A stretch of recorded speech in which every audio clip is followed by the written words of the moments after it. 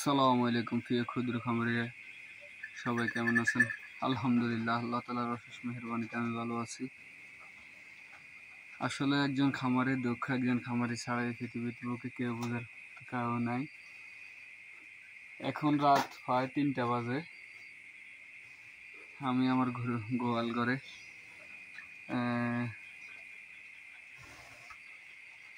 দেখতে আসছি গরুগুলো কি পজিশনে আছে।